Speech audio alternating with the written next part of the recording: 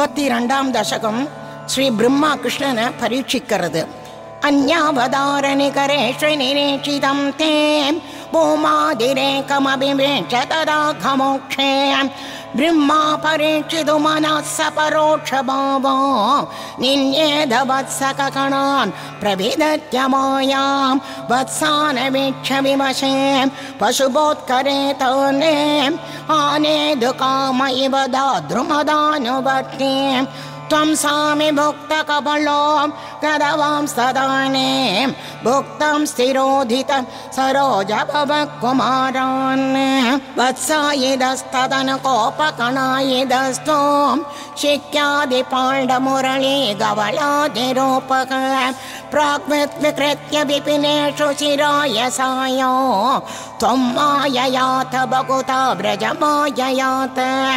त्वमेव चिक्यकवलादिमयं तदानक भूयस्त्वमेव पशुवत् सकपालरूपक गोरूपिणि पिरभिकोपवदो मयेभिः आसादितोऽसि जननि पिरदिं प्रकर्षात् जीवं कि कञ्चिदपि मानवस स्वकीयं मत्वा धनुजयिदिरागपरं वकल्त्यक आत्मानमेव भवन्तमवाप्य सोनो प्रीतिं ययुन्न कियते वनिता च गावक एवं प्रदक्षिणविसृम्बिदहर्षपारनिःशेष कोपकणलालितभूरिमूर्तिं त्वामग्रजोऽभिबुबुधे किल वत्सरान्ते ब्रह्मात्मनोरभिमहान् युवयोर्विशेषक वर्षावतो नवपुरातनवत्सपालान् दृष्ट्वा विवेकमशृणे दृगिणे विमूढे प्रादीदृशप्रदिनवान् मकुटाङ्गदादिभूषां चतुर्भुजयोजः सचलाम्बुतापान् प्रत्येकमेव कमला परिलालिताङ्गान् भोगेन्द्रभोगशयनान् नयनाभिरामान् लीलानिमीलिददृशः सनकादियोगि व्यासेभितान् कमलभोर्भवदो ददर्श नारायणाकृतिमसङ्ख्यतमं निरीक्ष्य सर्वत्र सेवकमपि स्वमवेक्षधाता मायानिमग्नकृतयो विमुमोगयावदेको बभूवित तदा कपलार्थपाणिः नश्यन्मते तदनु विश्वपदिं मुगुस्त्वां नत्वा च नूतवदि तादरितामयाते पोतैः समं प्रमुदितैः प्रविशन्निकेता वातालयादिभविभो परिपायिरोकात् सर्वत्र गोविन्द नाम संकीर्तनं गोविन्द गोविन्द.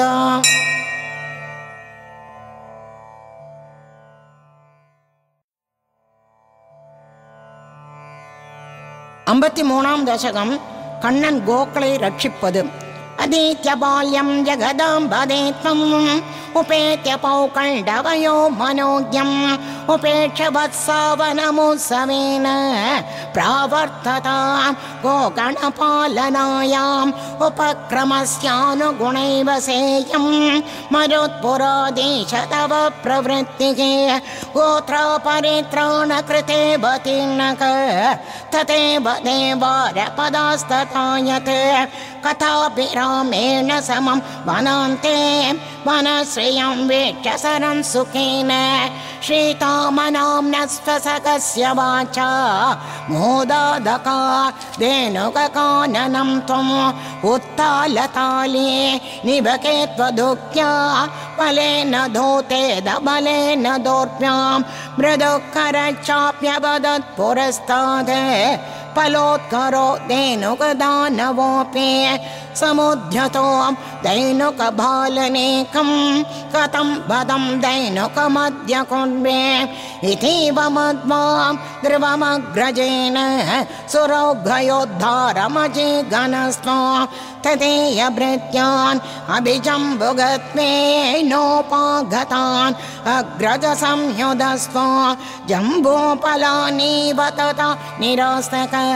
तालेषु केलं भगवन् निरा विलास्तक विनिघ्नदे त्वय्यदजम्बुगौकां सनामगत्वात् वरुणस्तदाने भयाकुलो जम्बुकनामधेयो श्रुति प्रसिद्धं व्यदितेति मन्ये तवावतारस्य फलं मुरारे सञ्जातमत्येदि सुरैर्नुदस्त्वं सत्यं फलं जातमिहेदिहासे बालैः समं तालफलान्यभुङ्क्ताः मधुद्रवश्रन्ति मृगन्दितानि फलानि मेदो परभृन्दे भुक्त्वा दृप्तैश्च दृप्ते भवनं बलौका पगत्पिराका खलु बालकैः स्वां हतो हतो धेनुकैत्युपेत्य फलान्यदत्म्य मधुराणि लोकैः जयेदि जीवेति नुतो विपोत्वा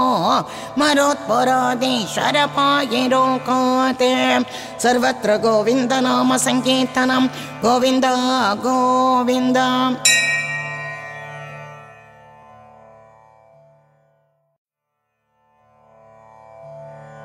54 दशकं काळीय मर्दन विपरम तत्सेवोत्कसौ परिल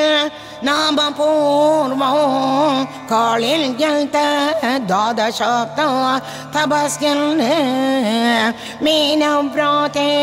श्रीकवान् भोगलोले दाक्षं साक्षात् ऐक्षदाग्रे कदाचित् तत्त्वाहं ता सक्षुतं दृक्षसूनं मीनं कञ्चित् जक्षतं लक्षयन् सख तप्तचित्ते सप्तवानत्र चेत्तो झन्धोन्भोक्ता जीवितं चापि मोक्ता तस्मिन् काले कालीयगक्ष्वेलदर्भात् सर्पारात्येके कल्पितं भागमश्नन् तेन क्रोधात् तत्पदाम्भोजभाजा पक्षक्षिप्तः तत्तुरापम्पयोकात् कोरे तस्मिन् सूरजानीरवासे तीरे वृक्षाका भिक्षदा कक्ष्वेलवेकात् पक्षिं व्राताः पेदुरभ्रे पदन्तः कारुण्यार्तो तन्मनस्तेन जातो काले तस्मिन्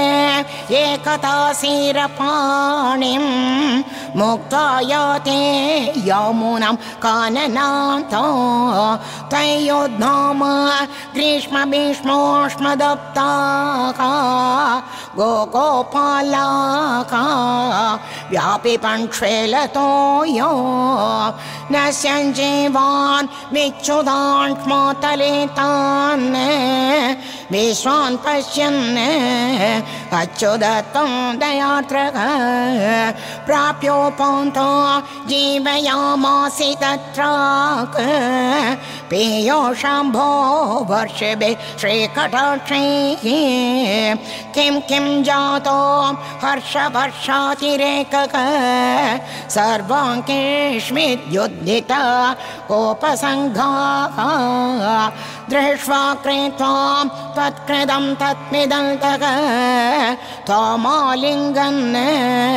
दृष्टनाना प्रभावाः कावच्चैव लब्धजीवाः क्षणेन स्फीतानन्दाः त्वां च दृष्ट्वा पुरस्ताद् प्रागाववृत्सन्वतो हर्षपाष्पा व्यामोञ्चन्द्यो मन्दमोद्यन्निनाताः रोमाञ्चोया सर्वतो नश्चरीरे भूयस्यन्तः काचिदानन्दमूर्च्छा आचर्यो या श्वेलवेको मुकुन्तेति उक्तो कोपैः नन्दितो वन्दितो भोः एवं भक्तान् मुक्तजीवानभित्वो मुक्तपाङ्गैः हस्तरोकां स्तनोषे दातृक् तस्मैदकारुण्यभूमा लोकात्मायाः वायुके कातिनाथ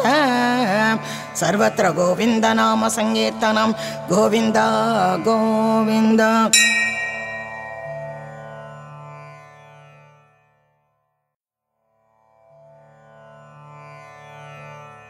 இனி 55ஆம் தசகம் கிருஷ்ணன் காளியனை தடுக்கிறது, அது மேலே நடனம் ஆடுறது. 55 56 ரெண்டு சேர்ந்தா மாதிரி படிக்கணும். अथवारिणि घोरतरं पणिनं प्रतिवारयेदं कृदतेन् भगवन्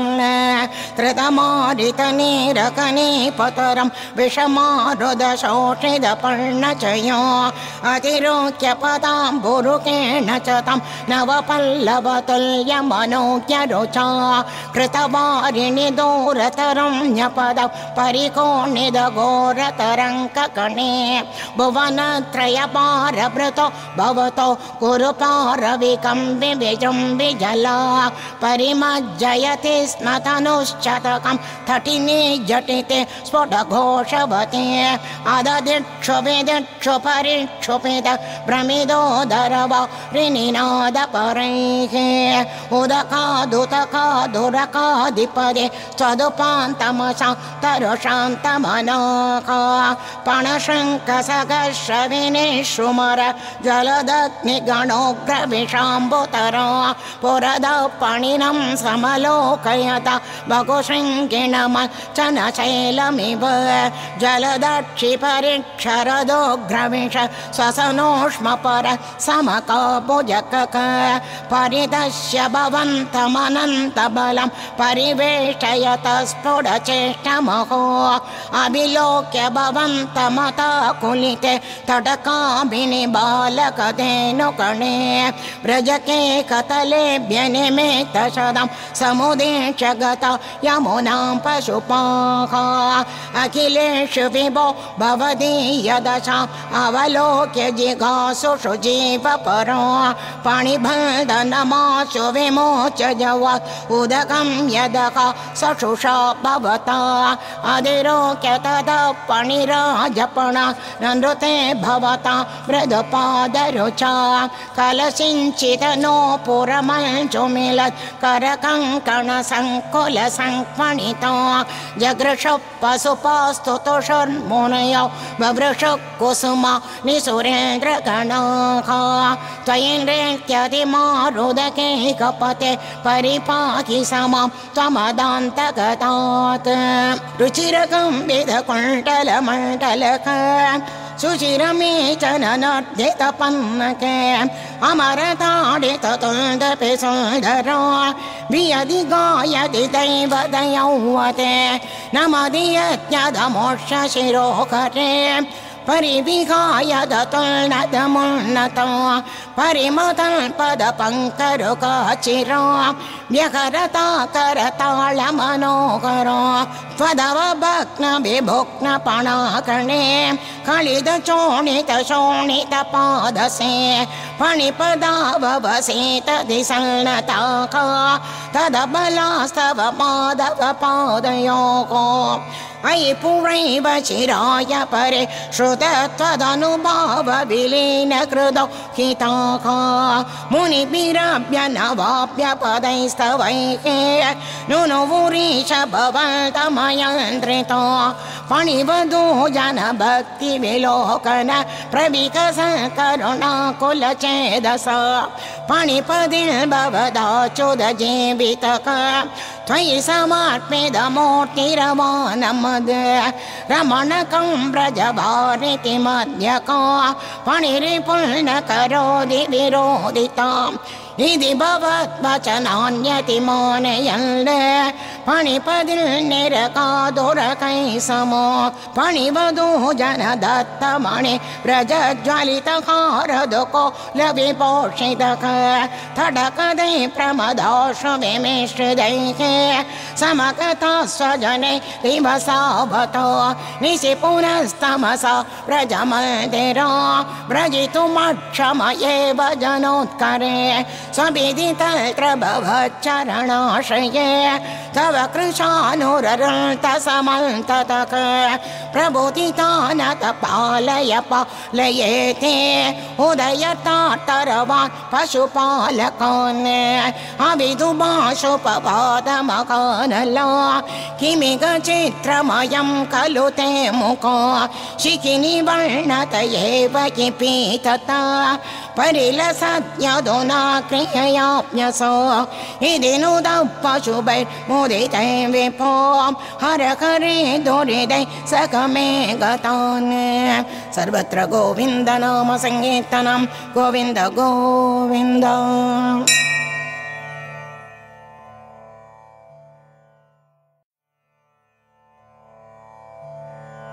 ஐம்பத்தி ஏழாம் தசகம் கண்ணன் காடு செல்வது. ராமசகத்வாபிதினே காமத பகவல்கதோ பவான் விபினோ சோனு பிரபி கோபானாம் தேனு பிரபி சம்ருதோ லசத்மேஷக சந்தர்ஷயன் பலாய ஸ்வைரோ பிருந்தாவன ஸ்ரீயம் விமலா காண்டீரை சகபாலையே பாண்டீரகமாகமோ வடம் क्रीडन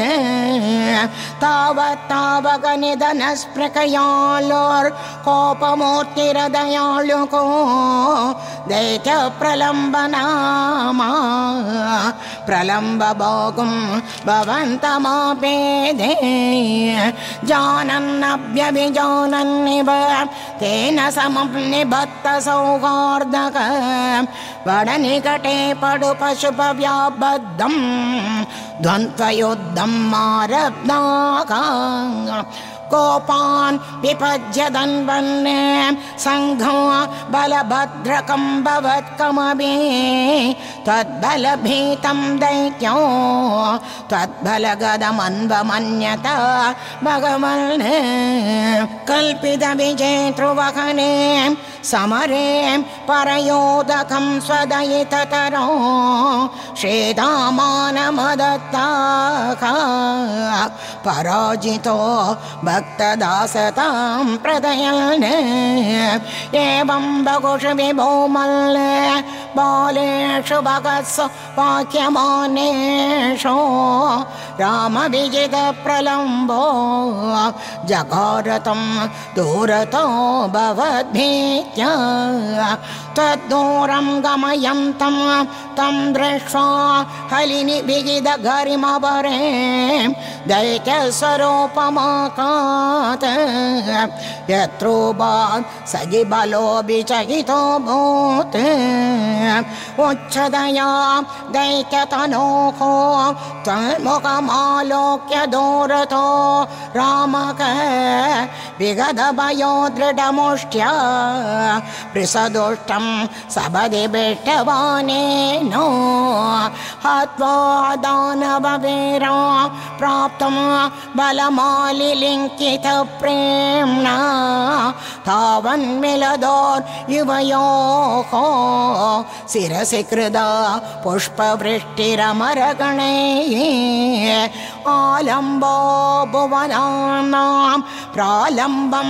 निधनमेव मारचयन् कालं विकाय सद्यो लोलम्बरुचे हरे हरे क्लेशान् सर्वत्र गोविन्द नाम संकीर्तनं गोविन्द गोविन्द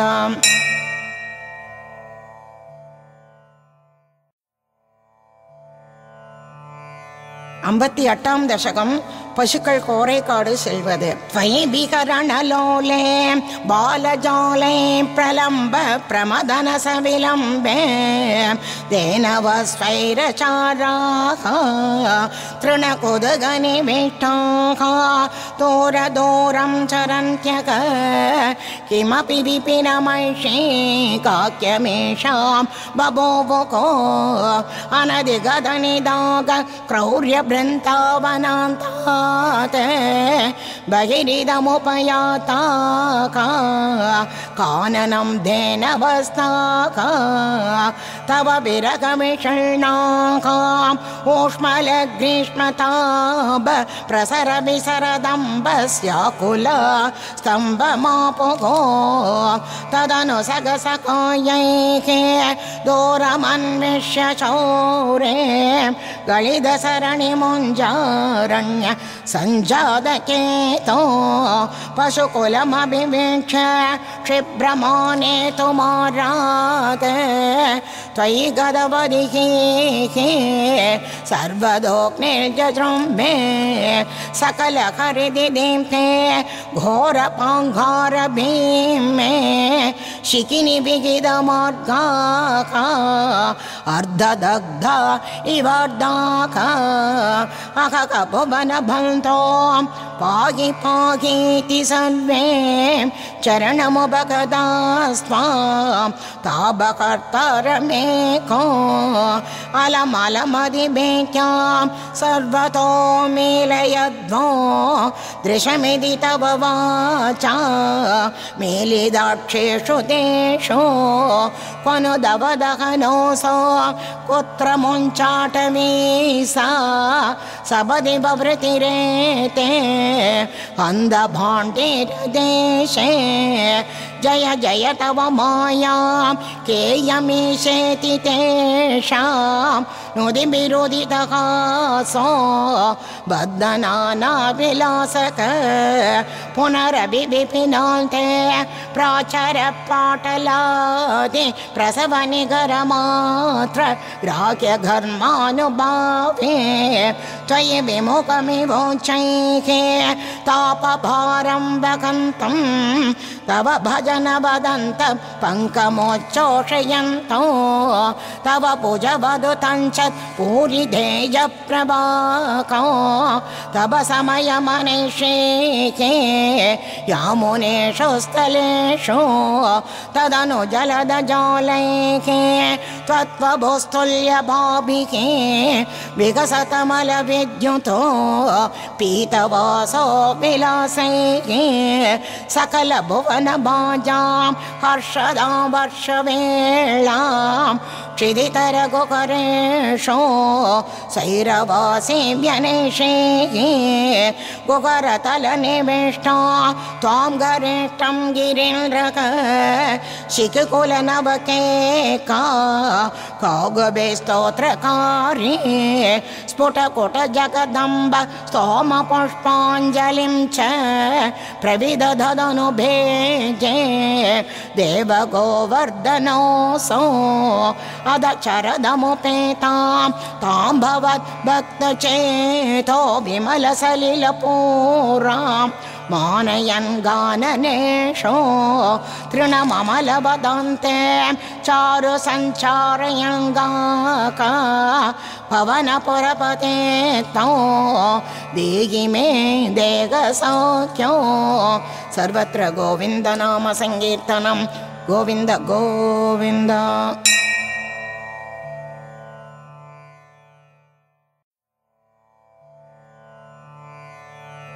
59ஆம் தசகம் கண்ணனை கண்டு கோபிகள்லாம் மோகிக்கிறது. त्वद्भवो नवकलाय कोमलं प्रेमदोकनमशेषमोगनो ब्रह्मतत्त्वपरचिन्मुदात्मको वीक्ष्य सम्मुमुकुरल्वकं स्वीयक मन्मदोन्मदितमानसक्रमात् तत्मिलोकनरदास्तदस्तदक गोपिकास्तवनसेहिरे हरे काननोपगतिमभ्यकन्मुखे निर्गते भवति दत्तदृष्टयः तद्गतेन मनसा निक्षणोः वेणुनादमुपकण्यदोरतः तत्मिलासकतयापि मिरे काननान्तमिदवान् भवानपि स्निग्धपादपदले मनोरमे व्यक्तया कलिदपादमास्तिदक प्रत्यपूरयद वेणुताडिकां मारबाणधुतकेशरे कुला निर्विकार पशुपक्षिमण्डला रावणं चतुर्ष वर्षदामभिप्रपो तावकं व्यजनि वेणुकूजितो वेणुरन्ध्रतरलाङ्गुले तला तालसञ्चलितपादपल्लवो तस्तिदं तव परोक्षमभ्यहो संविचिन्त्य मुमुख प्रजाङ्गनाः निर्विशङ्ग भवदङ्गदर्शनीके केचरीकमृगान् पशूनपि त्वत्पदप्रणयिकाननं च ताः धन्य धन्यमिति नन्वमानयन् आपिपेयमदरामृतं गता वेणुभुक्तरसशेषमे गता दूरतोपदकृतं दुराशयेते आकुला मुकुरिमा समामुकुल् प्रत्यकं च पुनरित्तमङ्गनाः चित्तयो निजनिदादनुग्रहात् बद्धरागविवसा स्वयं प्रभो नित्यमापुरिगकृत्य मूढतां रागस्तावज्जायते हि स्वभावात् मोक्षोपायो यज्ञदस्यानवास्यात् दासात्मेको तत्मयं लप्तमासीत् भाग्यं भाग्यं पाहि मां मारुदेश सर्वत्र गोविन्द नाम संकीर्तनं गोविन्द गोविन्द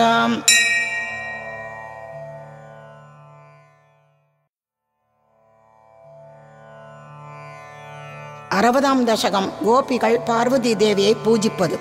मदनाधुरचेदसंवको भवदङ्क्रीतयदास्य काम्यया यमुना तडसीं निसैकतीं तरलाक्षो गिरिजां समोच्चिसन् तव नाम गतारदासमो सुदृशप्रातरुपाकदानदीम् उपकारसदैरपूजयन् दयितो नन्दसुतो भवेतिति इति मासमुपाकितं व्रताका तरलाक्षीरबिबे भवान् करुणामृदुलो नदी तटा समयोसीदनुग्रहेचया नियमावसिदो निजाम्बरो तडसी मन्यवमोच्चदास्तता यमुना जलकेलनाकुलाका पुरदस्वाम् अवलोक्य लज्जिताका त्रभयानमिदाननास्वतो वनिता स्वं बरजालमन्तिके निगिदाम्बरिगृह्य भूरुको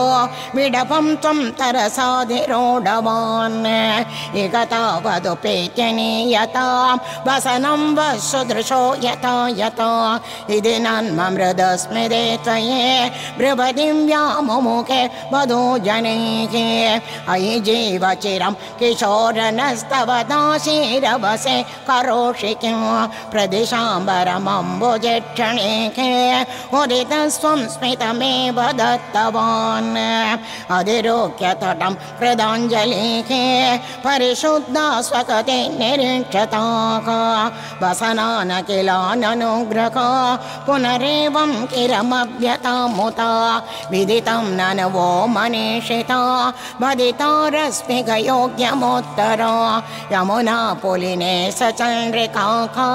क्षणदायिक्यबलास्त्वमोचिवान् उपकर्ण्य भवन्मुगच्छुता मधुनिष्यन्ति वचोमृगीदृशक प्रणयादयवेक्ष वेक्षते वदनाब्जं शनकेग्रकं गताक इति नल्वनुगृह्य वल्लवीः विपिनां देशपुरे वसञ्चरन् करुणाशिशिरो हरे हर त्वरया मे सकला मया बलीं सर्वत्र गोविन्द नाम संकीर्तनं गोविन्द गोविन्द.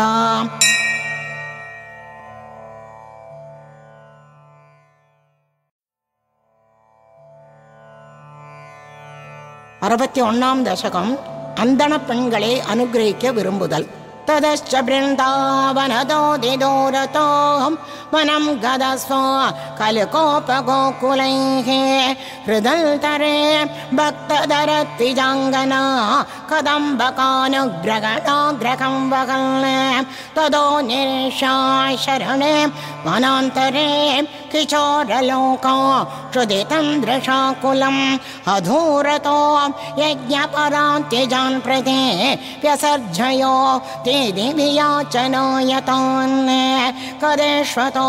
तेष्वभिधायते बितां कुमारकेशोदनयात्यश प्रपो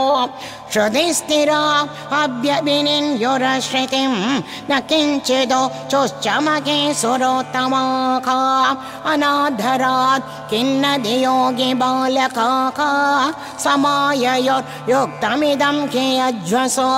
चिरादभक्ता खलु ते महेसुराः कदं कि भक्तो त्वयि ते समर्प्यते निवेदयत्वां गृहिणी जनाय मां किशेयुरण करुणाकुलायि मोह इति स्मिदार्द्रो भवते ऋतगताः ते तारका तारजनं यया शिरे गृहीतनाम्नि त्वयि सम्भ्रमा कुलाः चतुर्भितं भोज्यरसं प्रकृत्य दाः चिरं दृदत्वत्प्रविलोकनाग्रहाः स्वकैर्निरुद्धा अभितो नमाययोको विलोलपिञ्च शिकुरे कपोलयोको समुल्लसकुण्डलमाद्रमेक्षिते निदाय बाको सुकृतं ससीमने सितं भवन्तं समलोकयन्तताः तदा च काचित् तदुपागमोद्यत गृहीतहस्त तैदेन यज्वना तदैव सञ्चिन्त्य भवन्तमञ्चसा विवेश कैवल्यमहो घृतिन्यसो आधाय भोज्यान् अनुकृत्यत पुनः त्वदङ्गसङ्कस्पृगयो जतेन्द्रकां विलोक्य यज्ञाय विसर्जयन्निमाका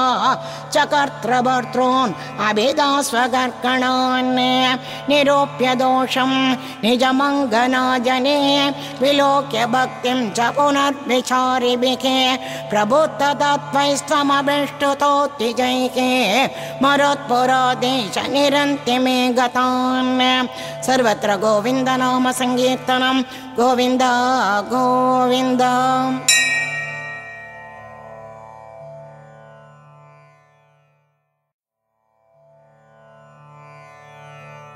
அறுபத்திரெண்டாம் தசகம் இந்திரனுடைய மதத்தை போக்க நினைக்கிறது. கதாச்சித் கோபாலான் மிகிதமக சம்பார விபவான் நிரேட்சத்வம் சௌரே மகவமதமுத்வம் சிதுமனாக விஜானன்னभ्येतान् विनयमृदुनन्तादि पशुपान् अभ्रेच को वायं जनक भवतामुद्यमयते पपाशेनन्दस्त्वां सुदननुविधेयो मघवतः मको वर्षे वर्षे सुखयदि स वर्षेण पृथिवीं नृणां वर्षायत्ता निखिलमुपजीव्यो महितले विशेषातस्माकं तृणसलिलजीवाहि बशवः इति श्रुत्वा वाचो पितुरये भवानागसरसो तिगे तन्नो सत्यो मघवमनितारेष्टिरिदीयते अदृष्टं जीवानां सृजति खलो वृष्टिं समुचितां महारण्ये वृक्षाः किमिव बलिमित्राय ददते इदं तावत् सत्यं यदि गबशवो न कुलदनो तदा जीव्यायासो बलिरचलभर्त्रे समुचितः सुरेभ्योऽभ्युत्कृष्टाः ननु धरणि देवा कक्षिदितले तदस्तेभ्याराध्याः इति जगति तत्त्वा निजजनान् भवत्वाचं श्रुत्वा भगुमदयुधास्ते विपशुपाः तिजेन्द्रानर्चन्दो बलिमददुरुच्चैकिक्षिति बृधे व्यधो प्रादक्षिण्यो सुब्रसमनमल्ला धरयुताका त्वमादशैलात्मा बलिमखिलमाबेरपुरदक अवोचैवं तान् किमिगविततं मे निगदितो गिरीन्द्रो नल्वेषक सबलिमुबभुङ्क्ते स्ववपुषा अयं गोत्रो गोत्रज्ञिच कुपिते रक्षितुमलो समस्तानित्युक्ताका जगृषुर किल गोकुलजुषक परिप्रीता याताका खलु भवतु पेता प्रजजुषो प्रजं यावत् तावत् निजमकविभङ्कं निशमयन् भवन्तो जानन्नप्यदि गरचसा क्रान्तहृदयक न सेके देवेन्द्रक तदुपरिचितात्मान् नदिरभि मनुष्यत्वं यातो मधुपितपे देवेष्वविनयो विदत्ते चेन्नष्ट त्रिदश सदसा कोऽपि महिमा तदच्चध्वं शिष्ये पशुभगदकस्य श्रियमिति प्रवृद्धस्त्वं चेतो सकिल मघवा दुन्मदनिधिः तदा वासं हन्तो प्रलयजलदानम्बरभुवि प्रगिर्वबिभ्राणक कुलिसमयमभ्रे भगमनक प्रदस्तेन्यैः अन्दर्दगनमरुदात्ये विगसितो भवन्मायानैव त्रिभुवनपते मोगयदिको सुरेन्द्रकृतचेत् द्विजकरुणया शैलकृपयापि अनातङ्कोऽस्माको नियदयदि विश्वस्य पशुपान् अको किं नायातो गिरिभिदिति सञ्चिन्त्य निवसन् मरुत्केकाधीश प्रणुदमुरवैर मम कथान् सर्वत्र गोविन्दनाम सङ्कीर्तनं गोविन्द गोविन्द.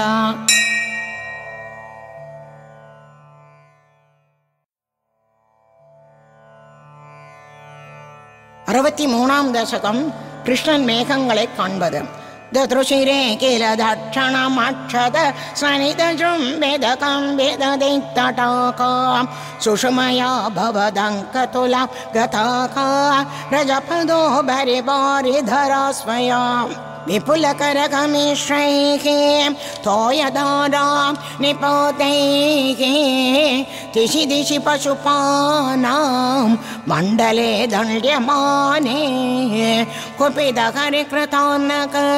पाहि पाहीति तेषां वचनमजितशृण्वन् मा बिभेदेत्यभाणीः कुल एक कलु गोत्रो दैवदं गोत्रचत्रोः विहितमिग सरुल्यात् कोऽनुपसंशयोऽस्मिन् इति सगसिदवादि देवगोवर्धनात्रिं त्वरिदमुदमुमूलो मूलतो बालदोर्भ्यां तदनु गिरिवरस्य प्रोद्धृतस्यास्य तावत् सिगदिलमृदुदेशे दूरतो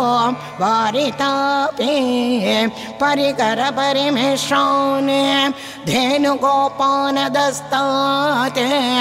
उपनिदददत्ताका हस्तपद्मेन शैलो भवति वितृतशैले पालिकाभि वयस्यैः अभिविजितविलासो केलिलापादिलोले सवितमिलिदधेनोः एकहस्तेन कण्ठो यदि सदि पशुपालाका तोषमेषन्त सर्वे अधिमकान् गिरिरेषतो वामके करसरोरुगितं तरते चिरो किमितमद्भुतमद्रिबलं निते त्वदवलोके पिराकदिकोपकैके अहकदाक्षममोष्यवडोर्किरीं व्यदितपाकुरसावरोपयेत् इति हरिसये बद्धविहर्गणो दिवसशब्दकमोक्रमवर्षयत् अचलदि त्वयि देवपदात्पतो कलित सर्वजले च गणोत्करे अबकृते मरुताम्बदिके त्वदभिशङ्किदते समुपात्रमद् सममुपेयोषि वर्षपरे तथा पशुपदेनुकुले च विनिर्गते भुवि विभो समुपाकितभूतरक प्रमोदिते पशुभै परिरेभिषे धरणिमेव पुरा धृतवानसे क्षिदितरोद्धरणे तव कश्रमक इति नोदस्रदशैकमलापते पुरपुरालय पालय मां गतात् सर्वत्र गोविन्दनाम संकीर्तनं गोविन्द गोविन्द